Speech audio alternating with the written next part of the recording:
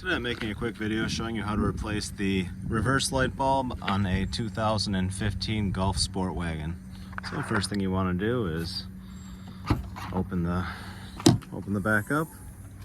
You see this little access cover right here.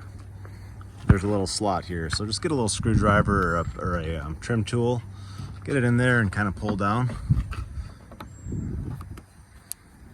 Sometimes they can be kind of sticky. It just kind of plugs in like this, hooks on the front, and then this back snaps in.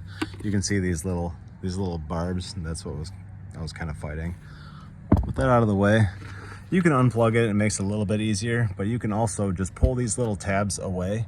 So push this out and push this outwards, and then you can drop the whole socket down. So if you do that, you can pull this whole assembly kind of out of there like this, and then you can get right to the bulb. So this bulb right here, this one that's protruding out further, is your reverse light bulb, and that pulls straight out. So all you'll do is just yank on that.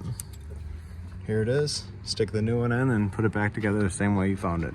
Pretty easy bulb to replace, and that's it. I'll put it in the description, the type of bulb it is. Thanks for watching.